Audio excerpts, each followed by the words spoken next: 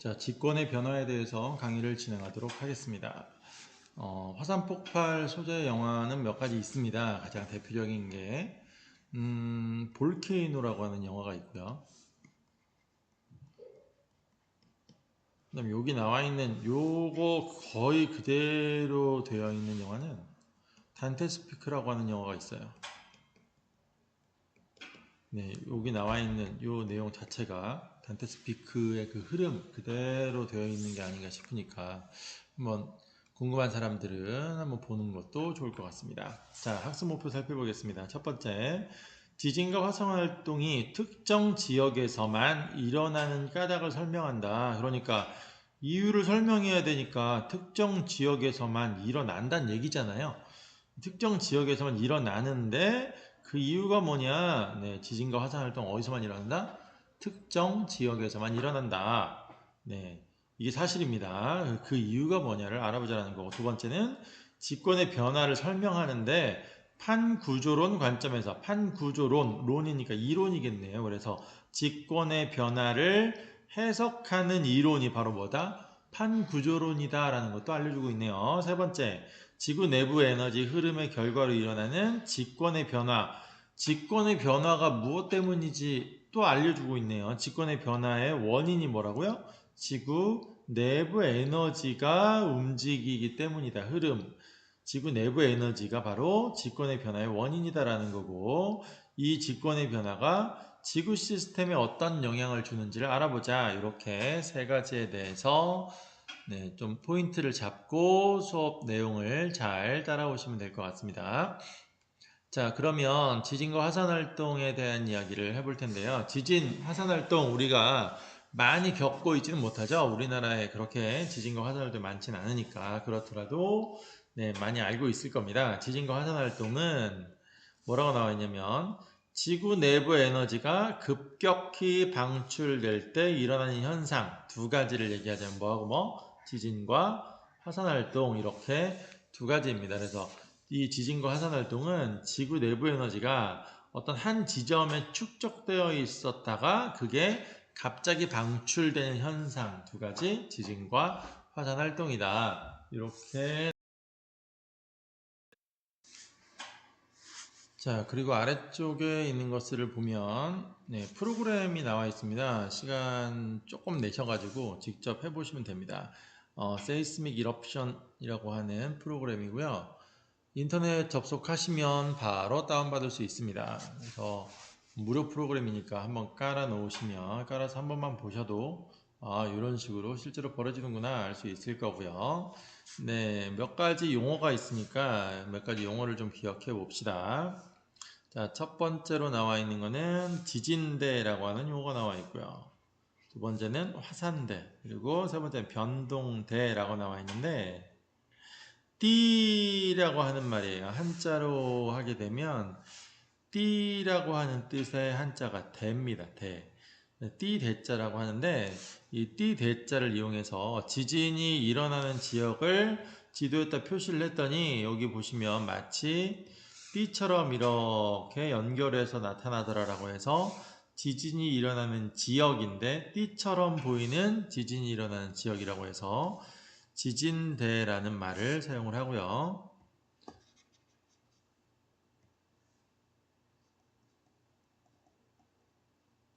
네, 지진대라고 하는 것은 지진이 일어나는 지역입니다. 자, 그 다음에 화산대라고 하는 건 뭐예요? 그러면 화산이 자주 일어나는 지역. 이걸 화산대라고 하는 거고요. 이 지진과 화산을 합쳐가지고 뭐라고 그러냐면 지각 변동이라고 불러요.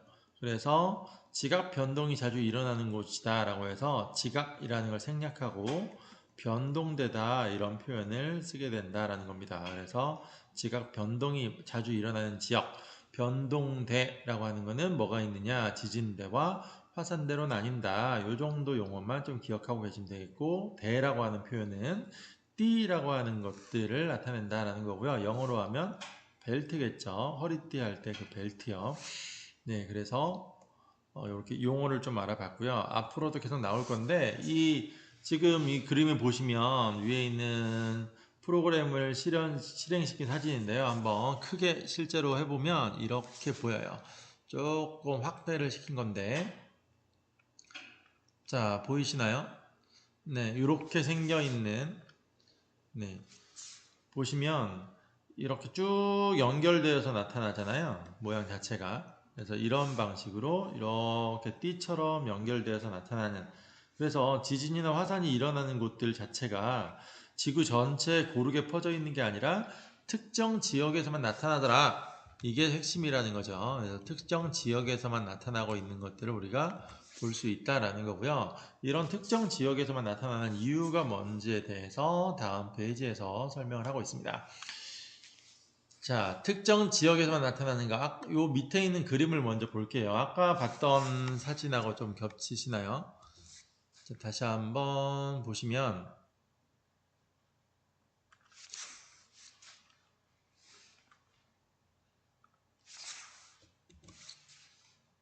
여기가 있네요.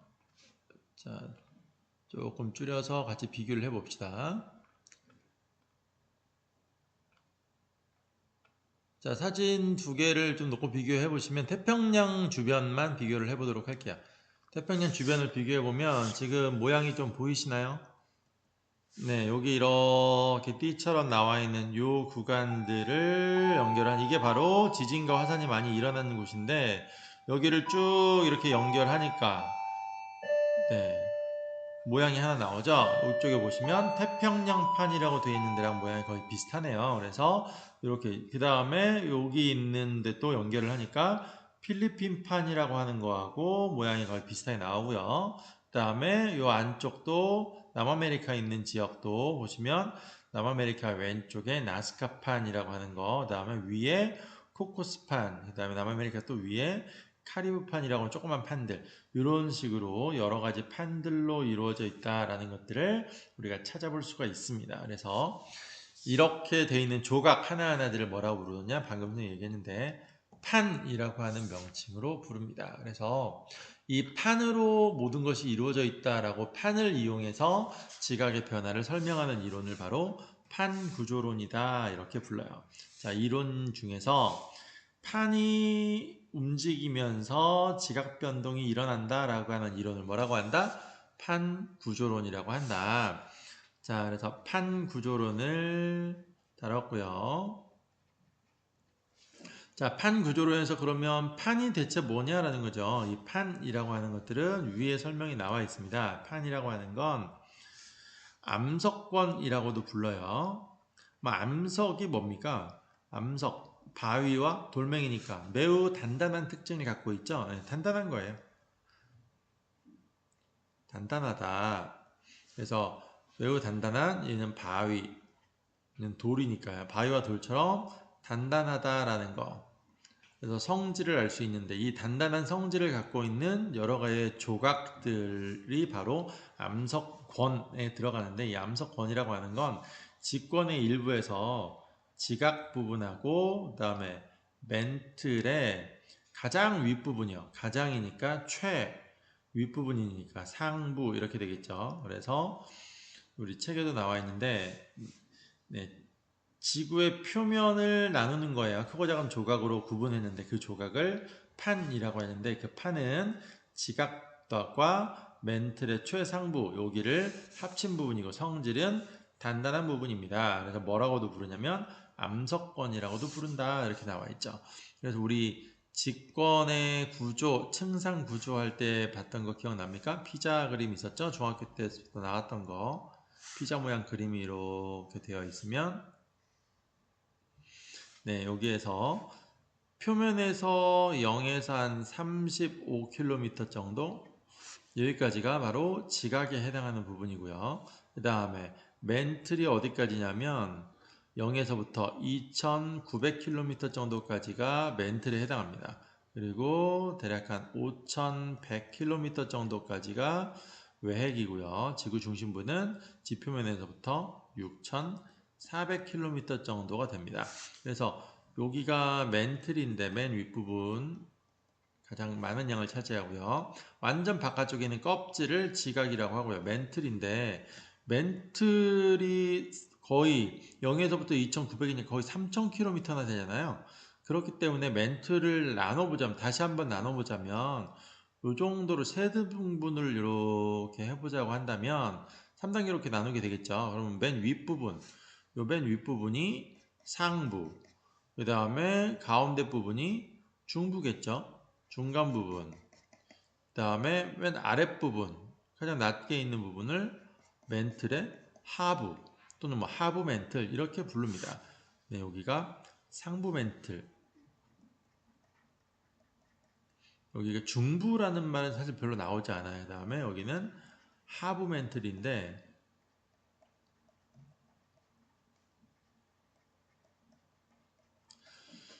자, 상부 멘틀 중에서도 가장 위쪽이요. 가장 위쪽에 있는 요 부분. 네, 여기가 어디냐면 약 100km 구간입니다. 그래서 0에서부터 한 100km 정도까지 되는 멘틀의 가장 윗부분이니까 뭐라고 불러요? 멘틀 최상부에 해당하는 거겠죠. 그래서 지각과 멘틀 최상부, 딱 여기까지를 뭐라고 부른다? 암석권이라고 얘기를 하게 되는 거고, 단단하기 때문이에요. 이 암석권을 다른 말로는 판이라고도 부른다라는 이야기죠. 그 암석권 아래쪽은 암석권이 포함되어 있는 것도 마찬가지로 상부 멘틀에 해당하고요. 암석권도 상부 멘틀인데, 암석권 아래쪽의 상부 멘틀의 경우에는 성질이 단단하지가 않아요. 그래서 성질이 단단하지 않다라는 의미로서 뭐라고 부르냐면 연약권이라고 불러요. 이 연약권의 중요한 특징은 뭐냐면 부분적으로 용융이 되어 있습니다. 녹아 있다는 이야기예요. 부분적으로 녹아 있어요. 그래서 죽을 생각하시면 좋을 것 같아요. 우리 부모님 해주신 죽 보시면 조금만 시간이 지나도 맨 겉부분에 막 같은 게 생기잖아요. 단단하게 그 껍질 같은, 그게 바로 지각에 해당하는 거예요. 그 아래쪽에 있는 거는 물과 지금 쌀이나 이런 것들이 막 섞여 있는데, 그 다음에 여기에다가 뭐 당근이나 채소 같은 걸 많이 넣어줬다라고 한다면, 고기를 넣어줬다 그러면 건더기가 들어있겠죠. 소고기를 넣어줘, 소고기국이다 하면서 건더기들이 있는데, 그 건더기는 분명히 고체겠죠. 네, 껍질 부분이요. 이런 것들 우리가 분명히 고체라고 얘기할 수 있을 거예요. 그런데 문제는 뭐예요? 액체 같은 느낌이 나잖아요. 부분적으로. 왜? 물이 섞여 있으니까. 물이 섞여 있어가지고 약재 액체처럼 뭐가 가능해요? 흐르죠. 네, 흘러다닙니다. 음주 이렇게 기울이면 쭈루루룩 흘러다니는 이런 성질이에요. 그래서 마치 연약권은 이 죽처럼 여러분들 생각하시면 돼요. 부분적으로 용융되어 있어도 뭐가 가능하다? 대류라고 하는 현상이 가능하다. 굉장히 중요한 특징입니다.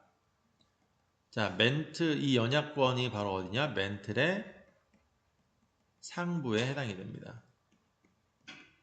그러면 중부랑 하부는 어떻게 됩니까? 당연히 대류가 가능합니다. 그래서 어쨌든 암석권이라고 우리가 얘기하는 것들은 멘틀의 최상부만을 가리키는 거고, 상부 멘틀, 가운데 있는 중부 멘틀, 하부 멘틀들은 부분적으로 녹아있는 부분 용융 상태이기 때문에 대류가 가능하다, 움직인다라는 이야기예요. 굉장히 중요한 개념입니다. 우리 교과서를 다시 보시면 연약권이라고 하는 게 나오죠. 그래서 연약권이라고 하는 부분은 암석권 아래쪽에 상부 멘틀이고요. 여기는 부분적으로 녹아 있어서 움직일 수 있다. 유동성이 있다. 그래서 이 부분을 뭐라고 하냐면 연약권이라고 하고요.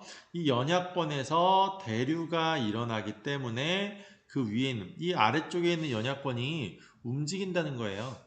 그래서 쭉 움직이게 되니까 얘가 가만히 있으면 아무 문제가 없었는데 이게 이렇게 움직입니다.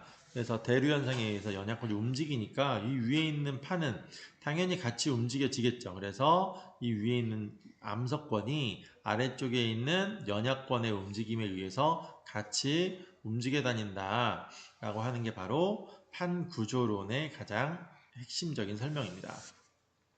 자, 이렇게 움직여 다니는데 여러 개가 있다라는 이야기예요. 이렇게 움직여 다니는 판이 여러 개가 있다. 그래서 왜냐하면 아래쪽에 있는 연약권의 대류가 여러 방향으로 움직이기 때문이겠죠. 그래서 아래쪽에 그림을 다시 보시면 이런 식으로 여러 조각이 있는 이유는 이 아래쪽에서 멘틀의 움직임이 굉장히 여러 방향으로 일어난다라는 이야기예요.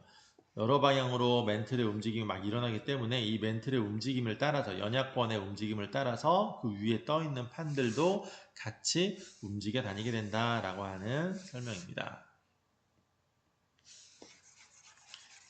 자, 판에 대한 이해가 좀 되시나요?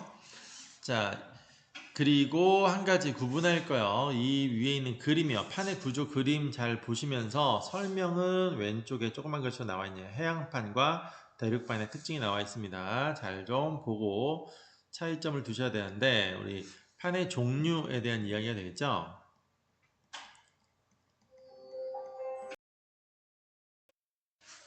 자, 판의 종류는 왼쪽에 나와 있듯이 두 가지로 나뉩니다. 대륙판하고 해양판 이렇게 두 개의 종류로 나누고요. 자, 보통 편하게 얘기를 하려면 대륙을 포함하고 있으면 대륙판, 해양, 바다 지각을, 해양 지각을 포함하고 있으면 해양판 이렇게 나누는데 우리 그림 한번 보세요. 태평양판은 전부 바다잖아요. 그러니까 태평양판은 아주 대표적인 해양판에 들어갈 겁니다. 그리고 대륙판, 유라시아판 같은 경우에 보시면 아니면 여기 조그맣게 돼 있는 아라비아판인데요. 이 아라비아판 같은 거 보시면 전부 지금 대륙 지각밖에 없죠. 이런 판들은 분명하게 우리가 대륙판이라고 할 수 있을 거예요. 그런데 오스트레일리아판 한번 봅시다. 한가운데는 대륙이 지금 있어요. 근데 주변부에는 해양이 있죠. 그러니까 해양 지각과 대륙 지각이 지금 같이 포함되어 있잖아요. 이런 판 같은 경우는 대체 어떻게 하느냐? 이 판 전체가 대륙판이다, 해양판이다 이렇게 얘기하지 않아요. 그래서 대륙판과 해양판은 이렇게 성질을 같이 가지고 있는 판들이 대부분이기 때문에 대륙판과 해양판의 특성이라고 하는 건 우리가 기본적인 특성만 좀 알아두시는데 왼쪽에 나와 있는 걸 한번 다시 한번 볼게요. 기본 구분은 대륙 지각을 포함하면 대륙판, 해양 지각을 포함하면 해양판 이렇게 나누긴 해요. 그렇지만 가장 중요한 특징은 뭐냐면 해양판과 대륙판을 비교해보면 두께와 밀도에서 차이가 납니다. 그래서 두 개를 비교해보시면 해륙판과 대양판 두께를 비교해보면 누가 두꺼우냐? 대륙판이 두꺼워요. 그래서 직접 써볼게요. 대륙판은 해양판에 비해서 두껍고요. 해양판은 대륙판에 비해서 얇습니다.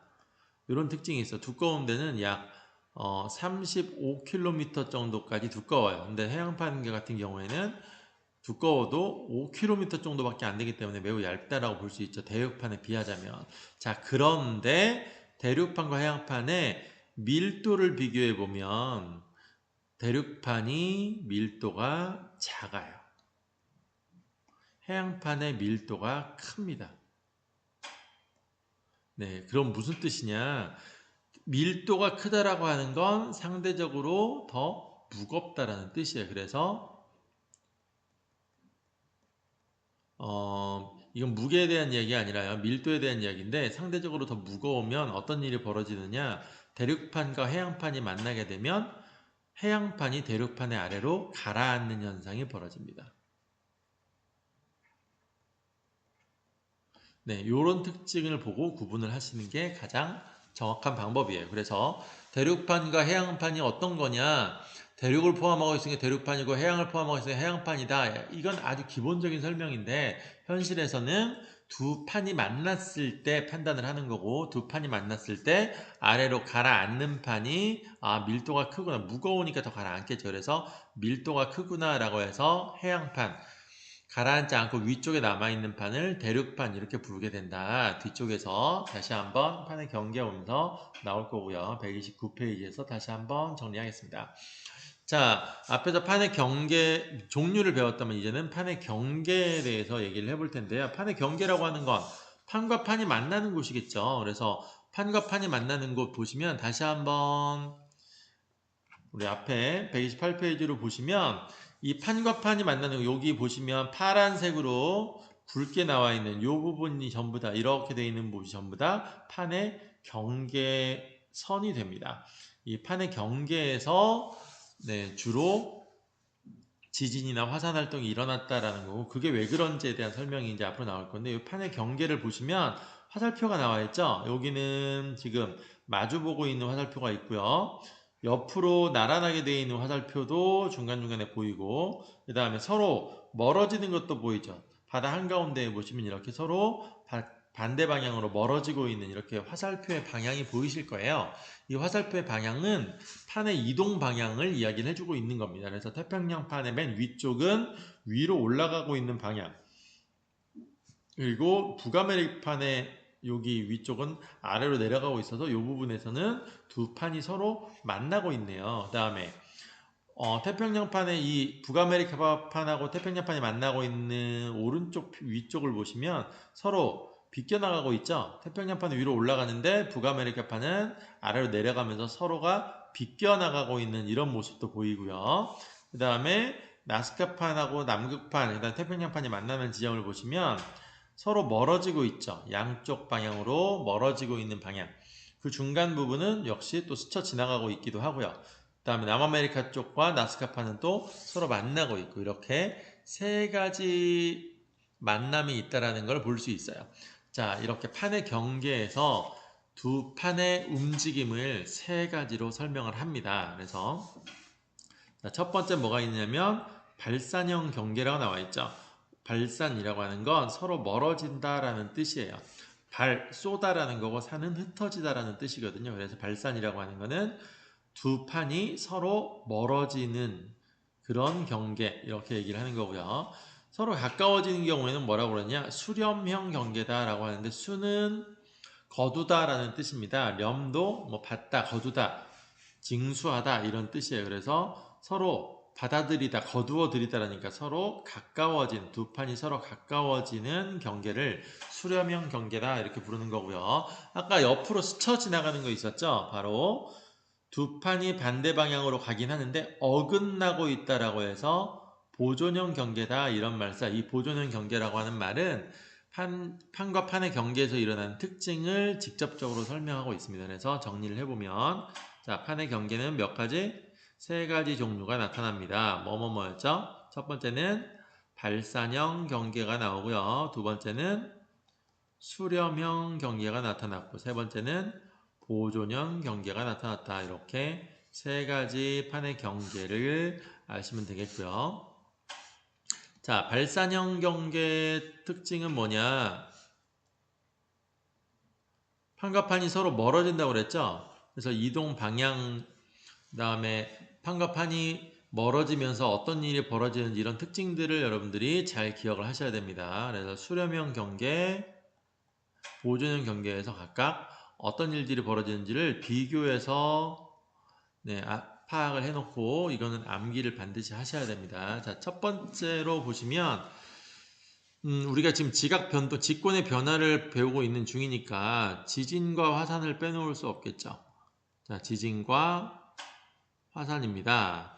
자, 지진과 화산이 어떻게 일어나느냐? 발산형 경계, 지진 발생합니다. 수렴형 경계에서도 발생하고요. 보존형 경계에서도 발생하고요. 근데 화산 활동의 경우에는 우리가 지진이 일어난다고 무조건 화산이 벌어지는 게 아니겠죠. 반대로 화산이 폭발하면 지진의 경우에는 100% 따라 나오거나 아니면 화산 전에 나오거나 둘 다 생기거나 이렇게 됩니다. 그런데 지진이 생긴다고 무조건 화산이 일어나진 않죠. 우리나라도 지진이 여러 번 나긴 하지만 화산이 터지진 않잖아요. 자, 화산은 발산형 경계에선 생겨요. 수렴형 경계에서는 화산이 역시 생깁니다. 보존형 경계에서 화산은 생기지 않아요. 네, 그래서 일단 한 가지 차이가 나타났네요. 공통점은 모든 경계에서는 무조건 뭐가 생기고 있다? 지진이 발생하고 있다. 그런데 발산형과 수렴형에서는 화산 활동도 일어나는데 보존형 경계에서는 화산 활동은 일어나지 않는다라는 게 나와 있죠. 이동 방향 한번 볼까요? 이동 방향이요. 자, 이동 방향을 보시면 발산형 경계는 어떻게 돼요? 이동 방향이 서로 반대 방향으로 이렇게 멀어지는 방향이죠. 자, 그 다음 수렴형 경계는요. 서로 가까워지는 방향이죠. 보존형 경계는요. 두 판이 어긋나는 방향이다 이렇게 얘기했죠. 이렇게 스쳐 지나가는 거야. 자, 그래서 말로 나오다 보면 여러분들이 실수할 때가 있는데 판과 판의 경계에서의 이동 방향은 항상 반대 방향이 됩니다. 그렇죠? 서로 같은 방향으로 이동을 하게 되면 판과 판이 찢어질 리가 있겠어요? 찢어지지 않겠죠. 판과 판을 구분할 수가 없어요. 두 판이 일단은 암석으로 되어 있기 때문에 굉장히 단단한데 얘네 둘이 같은 방향으로 이동을 하게 되면 사실 그 판과 판의 경계를 구분하기가 쉽지가 않습니다. 그래서 두 판은 항상 반대 방향으로 이동을 하고 있다는 거예요. 판의 경계에서 두 판은 반대 방향으로 이동을 한다. 얘도 반대 방향이죠. 네, 이런 식으로 반대 방향으로 이용하지만 판과 판이 만나는 지점인지 서로 멀어지는 지점인지 아니면 스쳐 지나가는 어긋나는 지점인지 여기에 따라서 달라지는 거지 판의 이동 방향이 뭐 같은 방향으로 가고 반대 방향으로 가고 이렇게 차이가 나는 건 아니에요. 두 판의 이동 방향은 항상 모든 경계에서 반대 방향으로 이동을 하게 된다라는 겁니다. 자, 아래쪽에는 그림을 보면서도 여러분들이 좀 보셔야 되는데 조금 이따가 다시 한번 설명하고 하나만 더 정리를 하고요. 자, 그 다음에 판과 판의 경계에서 각각 어떤 일들이 벌어지느라는데 일어나는 현상이요. 즉, 판의 생성과 소멸을 우리가 따지게 됩니다. 그래서 판의 생성과 소멸을 봤을 때 발산형 경계에서는 판이 새롭게 생성된다 이렇게 얘기를 해요. 새로운 판이 만들어집니다. 수렴형 경계에서는 판이 하나가 하나 안으로 들어가기 때문에 사라진다라고 해서 소멸된다 이렇게 얘기를 해요. 판의 소멸이 일어나는 지역이 바로 수렴형 경계, 판의 생성이 일어나는 곳이 발산형 경계 이렇게 되면 보존형 경계는 말 그대로 보존됩니다. 그래서 생성이나 소멸되지 않기 때문에 둘 다 일어나지 않아서 생성도 안 일어나고 소멸도 안 일어나기 때문에 이름 자체를 뭐라고 지었다? 보존형 경계다 이런 식으로 지었습니다. 그래서 판이 보존된다 이렇게 되는 거죠. 네, 분명히 좀 기억을 하셔야 되겠고요. 자, 그 다음에 이 지역에서 나타나는 여러 가지 현상들, 그 다음에 대표적인 위치 이런 것들이 있습니다. 보시면 새로운 지각이 형성된다 조금 전에 정리했었죠. 그래서 마그마가 올라온대요. 마그마가 올라온다는 게 무슨 뜻이에요? 화산이 터진다 이런 얘기겠죠. 네, 화산 활동이 일어난다라는 뜻으로 마그마가 올라온다. 즉 화산이 터진다 이런 얘기고요. 자, 아래쪽에 나와 있네요. 그래서 화산 활동이 자주 일어난다라는 것도 나와 있고 화산이 일어나면 반드시 뭐도 따라온다? 지진도 따라온다라는 거 나와 있죠. 자, 그렇게 해서 만들어진 바닷속 지형들이 몇 가지 나옵니다. 해저 산맥이라고 하는 해령. 해령이 뭐라고요? 해저 산맥 같은 거예요. 그 다음에 열곡대. 여기에서 대 역시 띠입니다. 네, 열곡이 한 군데에만 있는 게 아니라 쭉 연결되어서 이어져 있다라고 해서 열곡의 띠라고 해서 열곡대라고 하는 표현을 쓴 거고요.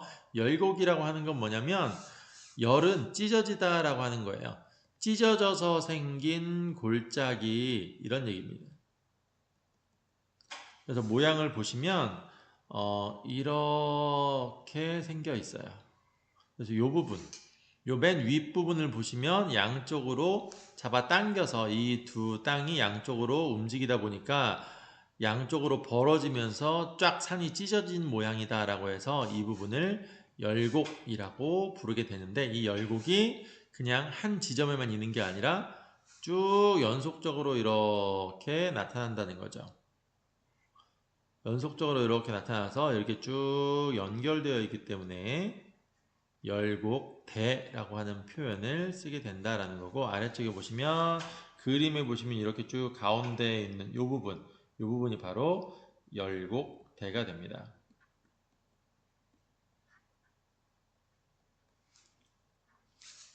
자, 그 다음에요. 해저 산맥. 지금 산이 있잖아요. 산인데 산도 마찬가지로 어떻게 쭉 연결되어 있는 모양이니까 그냥 산이 아니라 산맥 이렇게 되겠죠. 자, 그리고 대표적인 지역입니다. 어느 지역에 이런 것들이 있는지를 봤더니 동태평양 해령, 그 다음에 대서양 중앙에 있는 해령, 해저 산맥이라고 그랬잖아요. 그 다음에 동아프리카 열곡대. 동아프리카는 이거는 육지에 있어요. 동아프리카에는. 그래서 이 육지에 있는 산맥이어서 그냥 열곡대라고만 이름을 짓는 겁니다. 이게 바로 대표적인 발산형 경계에 해당한다. 네, 정리를 좀 해볼게요. 첫 번째 발산형 경계에서는 어떤 게 나온다? 해령이라고 하는 지형이 형성이 됩니다. 이 해령은 해저에 존재하는 산맥이다 라고 얘기를 했고요. 그 다음에 해저에 있는 게 아니라 육지에 나와 있으면 골짜기라고, 찢어진 골짜기라고 해서 열곡이라고 하는 말을 쓰게 되는데, 이 찢어진 골짜기가 선을 이루 쭉 연결되어 있기 때문에 열곡대라고 하는 표현을 쓰게 되고요. 대표적인 예로는 동태평양에 있는 해령이 있었고, 그 다음에 대서양의 한가운데, 네, 요 두 부분에 해령이라고 하는 게 대표적으로 있고요. 그 다음에 아프리카에도 하나 있었죠. 동아프리카에 뭐가 있었어요? 열곡대가 존재했습니다. 그래서 이것들을 좀 기억을 해 놓으시고, 앞에 사진에서 한번 보러 가보시면, 네, 대서양의 중앙이라고 했잖아요. 여기 대서양이 잘 안 보이는데 오른쪽에 선생님이 새로 넣어놓은 사진을 보시면 보이실 겁니다. 남아메리카의 옆쪽이거든요.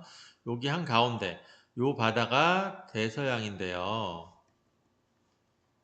아프리카와 대서양의 아프리카와 아메리카 대륙의 중간에 있는 게 대서양인데, 이 대서양의 한가운데 쪽 보이세요? 이렇게 연결되어 있는 거? 네, 대서양의 한가운데를 이렇게 통과하고 있는 요 부분이 바로 대서양 중앙 해령이 되겠고요. 그 다음에 태평양 여기 있잖아요. 이 태평양에 우리 책에도 나와 있죠. 태평양의 오른쪽에 나스카판과 만나고 있는 요 부분이요. 요 부분에 보시면 양쪽으로 멀어지고 계속 있죠. 이 멀어지고 있는 이 부분, 태평양의 동쪽에 있으니까 여기가 바로 동태평양 해령이 되겠고요. 아프리카의 동쪽에 있는 부분은 여기 보시면 우리 책에 잘 나와 있습니다. 이 부분이죠. 아라비아판과 아프리카판이 만나는 이 지역이요. 이 지역에 보시면 양방향으로 멀어지고 있는 거 보이시죠? 네, 아라비아와 아프리카에 만나고 있는 부분, 여기를 바로 동아프리카 열곡대 이렇게 부른다. 여기는 열곡, 여기는 해령, 여기도 해령, 이렇게 대서양 중앙과 동태평양에는 해령이고요. 아프리카의 아라비아판과 만난 이 아프리카의 동쪽에서는 열곡대라고 하는 표현을 쓴다라는 거, 네, 기억을 해 놓으셔야 됩니다. 자, 그 다음 수렴형 경계로 넘어가도록 하겠습니다. 자, 수렴형 경계라고 하는 곳에서 나타나는 지형은 또 어떤 것들이 있느냐?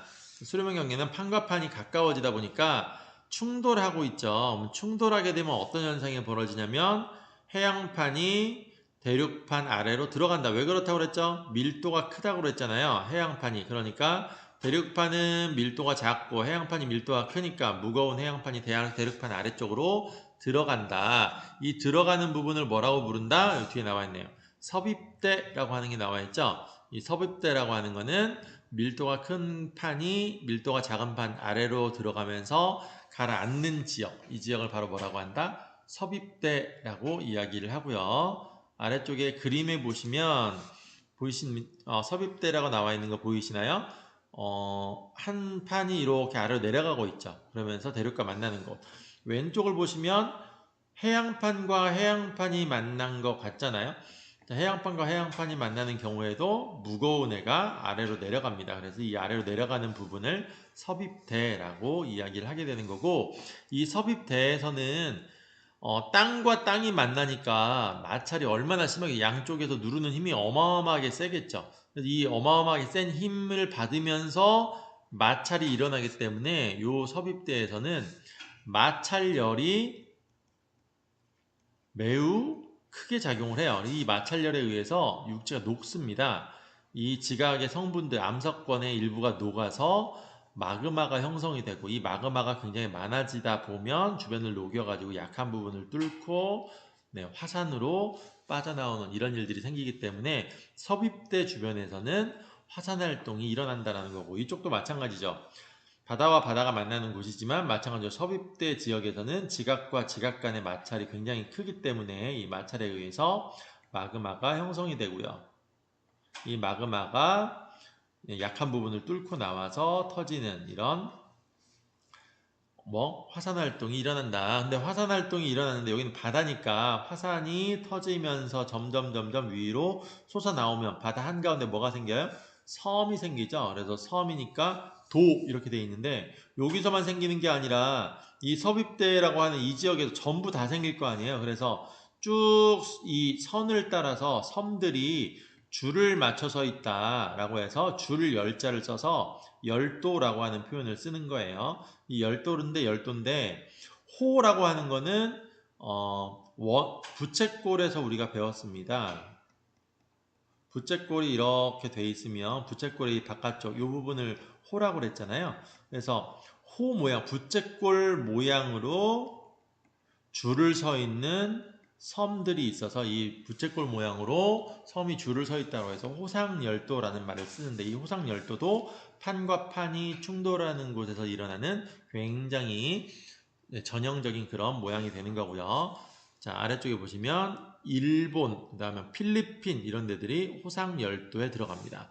자, 그리고 오른쪽 보시면 육지를 뚫고 나왔으니까 육지 위에서는 섬이 아니라 그냥 우리가 산이라고 부르겠죠. 마찬가지로 이 경계선을 기준으로 해서 그대로 똑같이 호상열도가 똑같이 생길 테니까 산이 엄청 많이 생겨 있잖아요. 그래서 산맥이 형성된다라고 이야기를 하는데 이때 만들어진 산맥을 뭐라고 부르냐면 습곡산맥이라고 불러요. 그래서 굉장히 많네요. 뭐가 생기는 게. 그래서 자, 섭입대가 나왔고요. 그 다음에 지진이 일어나고 화산활동도 일어납니다. 이 지진은 다양한 깊이에서 일어난다 이렇게 돼 있죠. 그럼 아까 발사형 경계에서는 어떻게 지진이 일어납니까? 얘는 얕은 지진이 일어나요.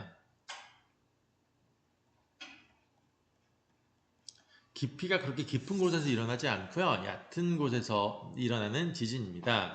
이 얕은 곳에서 일어나는 지진이 발생한다는 걸 알고 계시고 용어는 뭐 딱히 설명하지 않을게요. 내년에 지구과학에서 배우시면 되니까. 자, 그 다음에 어떤 게 발달하냐면 이렇게 들어가는 곳이요. 판과 판이 만나서 아래로 쑥 들어가 있는 이 부분을 뭐라고 부른다? 해구라고 부릅니다. 그래서 해구라고 하는 게 나왔고 해구의 조금 안쪽에 더 내려가면 섭입대가 있고요. 섭입대 위쪽에서 육지에서는 산맥, 바다에서는 호상열도 이렇게 생기죠. 그래서 호상열도, 습곡산맥 이런 것들이 생긴다라는 거. 그 다음에 대륙판과 대륙판이 충돌하는 경우에는 어떤 일이 벌어지느냐? 대륙판과 대륙판이 충돌을 하게 되면 흙이 너무 많죠.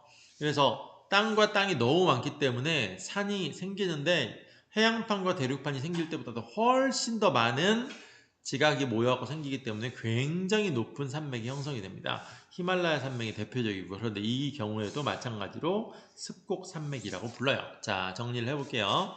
수렴형 경계에서 나타나는 지형들입니다. 어떤 게 생긴다?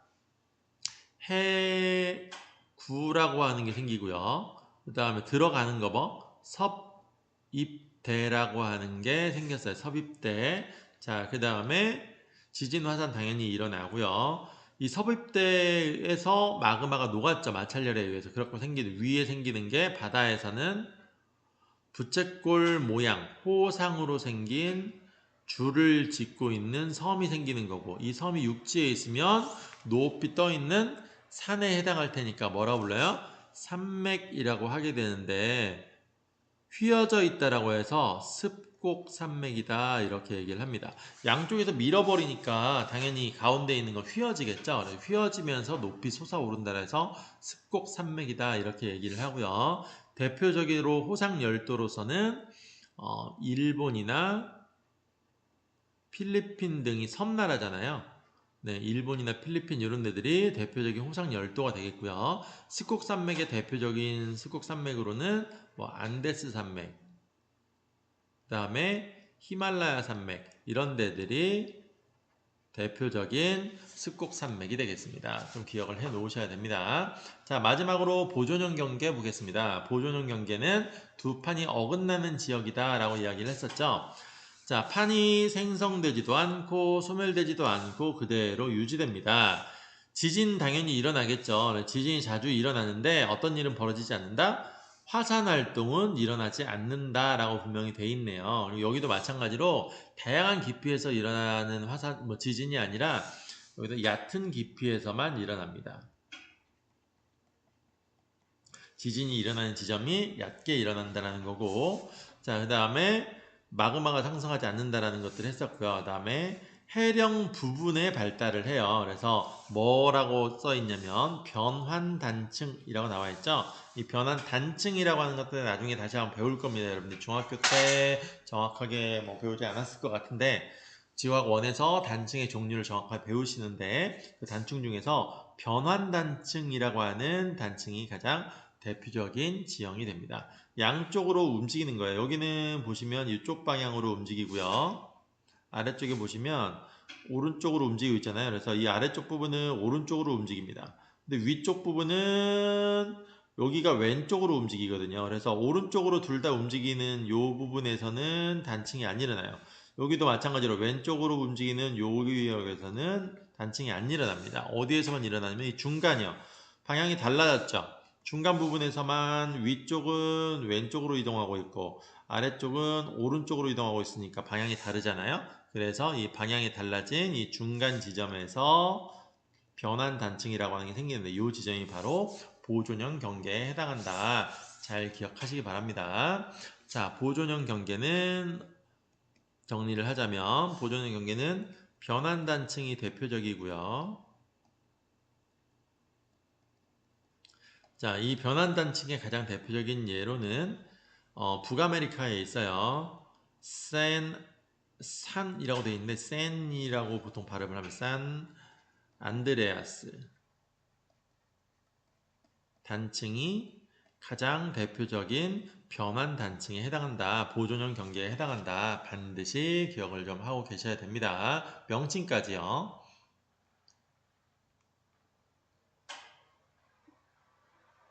자, 그럼 다음으로 넘어가서 좀 볼 텐데 두 페이지를 같이 봐야 되는데 한 페이지씩 지금 나와 있긴 하네요. 자, 한 페이지씩 일단 연결해서 보시자면 히말라야 산맥, 네, 아까 앞에서 나왔었죠. 대표적인 습곡 산맥입니다. 그리고 이건 뭐예요? 판가판이 충돌하는 곳이니까 발산형 경계입니까? 수렴형 경계입니까? 네, 수렴형 경계겠죠. 수렴형 경계가 가장 대표적인 곳이고요. 자, 그 다음에 동아프리카 열곡대에 나와 있죠. 열곡은 아까 뭐라고 그랬어요? 양쪽으로 멀어지는 곳. 그러니까 뭐예요? 발산형 경계의 대표적인 케이스입니다. 사례입니다. 기억을 좀 하시고요. 자, 그 다음에 일본 해구라고 나와 있죠. 해구 뭐였어요? 해구. 두 판이 다가오는 곳이었죠. 네, 마찬가지로 얘도 위에 히말라야 산맥과 마찬가지로 수렴형 경계에 해당하는 거. 그런데 해양판이 있다 보니까 아래로 내려가서 이 위에 일본은 어떻게 돼 있어요? 이렇게 줄을 짓고 있는 섬이다라고 해서 열도라고 했었고 부채꼴 모양이라고 해서 호상열도라는 말을 우리가 했었죠. 자, 그 다음에 오른쪽 페이지에 보시면 네, 나머지 반쪽이 나와 있죠. 샌 안드레스 단층이 나와 있네요. 북아메리카도 여기 있죠. 변환 단층의 가장 대표적인 겁니다. 네, 변환 단층이고요. 뭡니까? 보존형 경계의 가장 대표적인 지역이겠고요. 네, 아이슬란드 열곡대라고 하는 것, 중앙해령의 위쪽에 아이슬란드가 위치하다 보니까 여기에도 마찬가지로 열곡이 생겨 있습니다. 자, 여기는 대서양 중앙해령이 되겠죠. 그리고 6번에 보시면 네, 안데스 산맥이 형성되어 있는 이것도 마찬가지로 습곡 산맥이고요. 섭입대에서부터 마그마가 위로 올라온 거니까 섭입대가 있다. 결국 뭐예요? 네, 수렴형 경계다 라는 거고 아이슬란드 영육대는 발산형 경계다 라는 것들 바로 알 수 있겠죠. 자, 꼭 예시가 책에 나와 있는 예시들은 정확하게 기억을 하시기 바랍니다. 자, 마지막으로 직권의 변화가 지구 시스템에 어떤 영향을 주는지에 대해서 알아보도록 하겠습니다.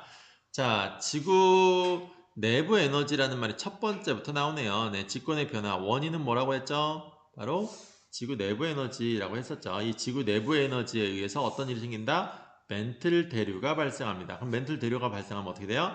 판이 움직입니다. 판이 이동하게 되면 어떤 일이 벌어져요? 판의 경계에서 어떤 일이 직권의 변화가 일어난다. 지각 변동이 일어난다. 이렇게 순서대로 여러분들이 서술할 수 있어야 됩니다. 어떤 식으로 이어져서 지각 변동이 우리가 우리가 인식할 수 있는 이런 지각 변동이 어떤 과정을 통해서 일어나는지 충분히 얘기할 수 있어야 돼요. 자, 한번 정리해 볼까요?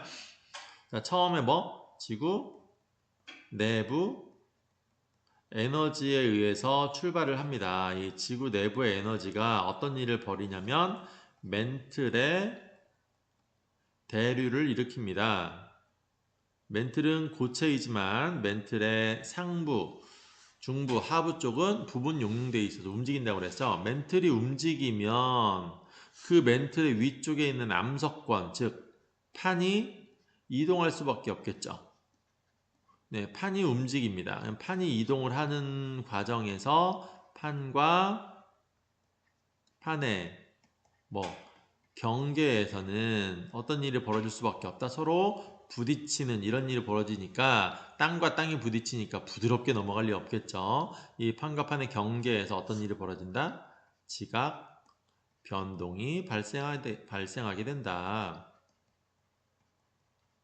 네, 이런 식으로 지각 변동이 일어나는 과정, 지각 변동의 종류에는 당연히 지진과 화산이 가장 대표적이겠죠. 그래서 지진과 화산이라고 하는 활동이 어떤 식으로 일어나게 되는지 전체 과정을 잘 좀 기억하시고 이야기할 수 있게 하시기 바라고요. 지구에 어떤 영향을 미치느냐? 당연히 큰 영향을 주겠죠. 사람 모든 곳에 영향을 줄 겁니다.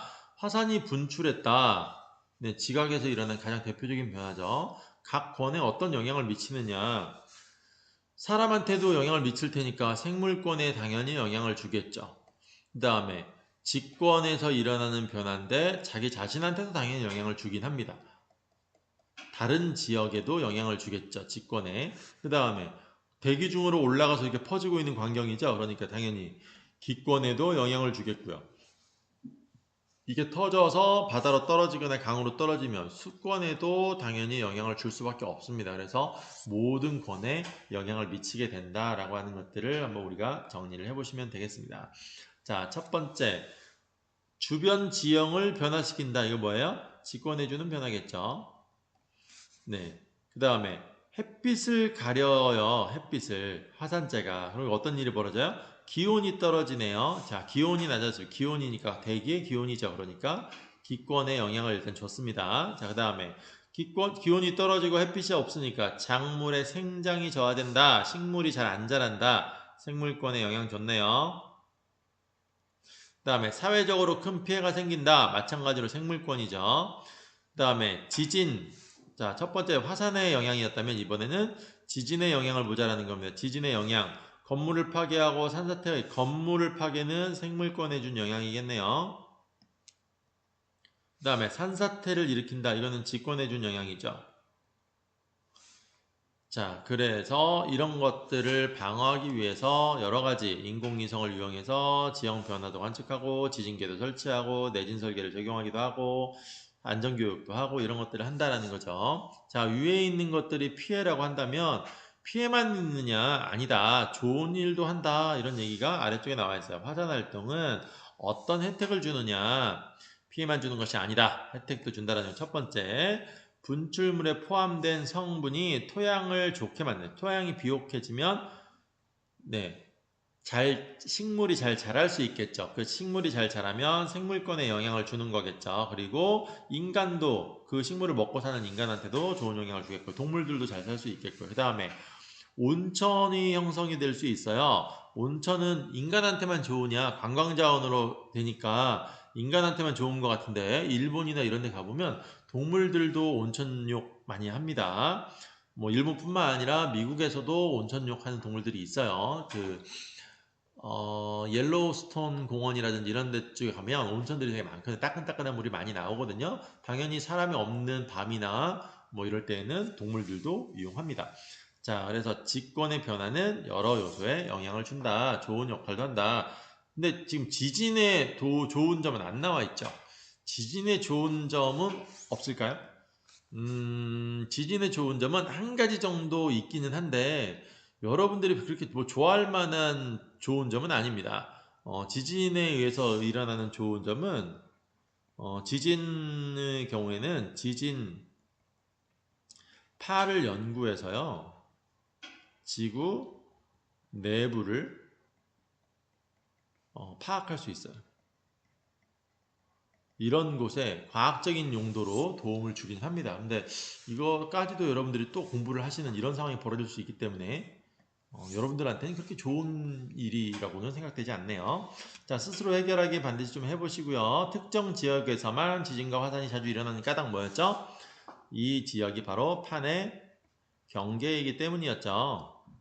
나머지 말은 길게 쓰시면 됩니다. 판의 경계이기 때문에 판과 판이 이동하면서 충돌을 해서 에너지가 분출되기 때문이다. 이렇게 조금 길게 쓰셔야 되겠고요. 화산 활동으로 형성된 우리나라의 지질 명소 찾아서 발표해보자. 이거는 인터넷 조사를 여러분들이 직접 해보시기 바랍니다.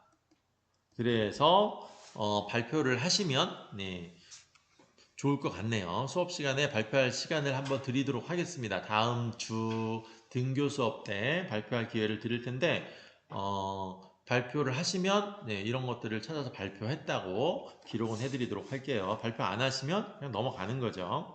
자, 백두산이 폭발하면 어떤 피해가 일어날 거고 그걸 예방하기 위한 대책을 한번 신문기사를 써서 해보라는데 이것도 마찬가지로 시간이 많으면 해볼 수 있을 텐데 시간이 이렇게 많지 않아서 넘어가도록 하겠습니다. 자, 내진 설계에 대한 이야기가 나와 있네요. 한번 읽어보시면 좋을 것 같고 우리나라도 지진의 안전국이 아니다라고 하는 얘기들이 되면서 내진 설계에 대한 이야기들이 많이 나와 있습니다. 한번 잘 보시고요. 어떤 식의 원리로서 내진 설계 건물이 만들어지는지 내진 설계 안에는 어떤 원리가 들어있는지 과학적 원리가 들어있는지 한번 잘 읽어보시면 좋을 것 같습니다. 자, 지구 시스템의 에너지와 물질 순환 그리고 직권의 변화에 대한 내용도 반드시 좀 풀어보시고요. 지구 시스템 에너지원은 태양 에너지와 지구 내부 에너지 그리고 뭐가 있었죠? 네, 조력 에너지라고 하는 게 있었죠. 물의 순환의 근원 에너지는 뭐였어요? 아니면 다 뭐라고 그랬어요? 지구 내부 에너지와 조력 에너지 빼고는 다 뭐라고요? 태양 에너지다 라고 얘기를 했었죠. 탄소의 순환은 여러 가지로 하는데 중요한 건 뭐다? 기권과 수권에서의 형태를 반드시 좀 기억해라. 기권에서는 이산화탄소나 메테인의 형태로 자, 그다음에 이 이산화탄소가 물에 녹게 되면 수권에서는 탄산이온이라고 하는 형태로 존재하게 된다는 거 기억을 하라고 그랬죠.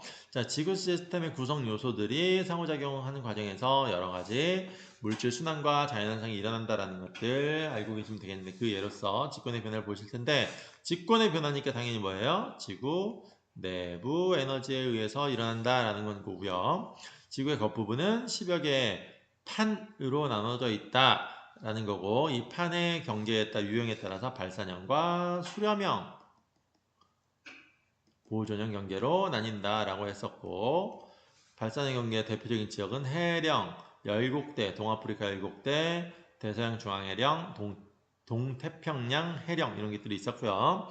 수렴형 경계에서는 해구, 호상열도, 습곡산맥 같은 것들이 생긴다. 보존형 경계 하나밖에 없었죠. 뭐예요? 변환 단층이었죠. 샌 안드레아스 단층이 대표적인 거였고요. 그래서 다양한 영향을 준다라는 것까지 정리를 해보시고 자, 개념 확인하기 문제도 풀어보시기 바랍니다. 물의 순환을 일으키는 에너지 1, 태양 에너지였네요. 이제는 좀 바로 나와야 되겠죠. 자, 그 다음에 가에 해당하는 값이 얼마냐? 가, 지표 유출값이 얼마냐라고 물어보고 있네요. 그러면 바다에서 빠져나간 거 320이고요. 그 다음에 바다로 들어온 거 284네요. 그러면 320 빼기 284 하면 얼마야? 36이 빠져나갔네요. 그러면 36이 되돌아와야 바다가 일정할 테니까 지표에서부터 바다로 들어오는 건 얼마? 36만큼이 돼야 되겠죠. 자, 다음 문제.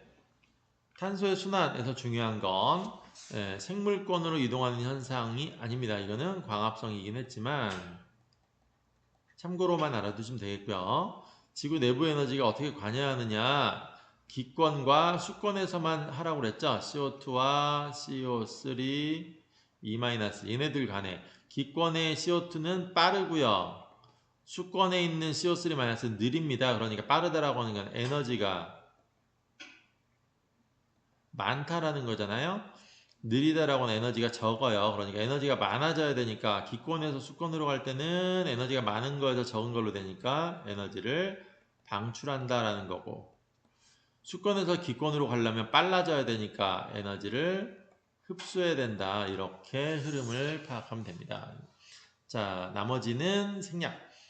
기역, 니은, 디귿의 이름을 쓰랍니다. 요 아래쪽 디귿은 뭐예요? 대륙 지각과 위쪽을 포함한 거. 그러니까 뭡니까? 암석권이 되겠고 다른 말로는 판 이렇게 불러도 되겠고요. 기역은 암석권의 아래쪽이니까 뭐예요? 연약권이 되겠고요. 해양 지각과 대륙 지각 아래쪽에 있는 여기서부터 여기까지 이 니은은 멘틀에 해당하겠죠. 내부 에너지에 의해서 대류가 일어난 곳은 연약권을 얘기하는 거고요. 지진이나 화산활동과 같은 직권의 변화가 일어나는 과정은 어떻게 됩니까? 지구 내부 에너지에 의해서 연약권이 대류를 합니다. 그러면 판이 이동을 하고요. 판의 이동에 의해서 판의 경계부에서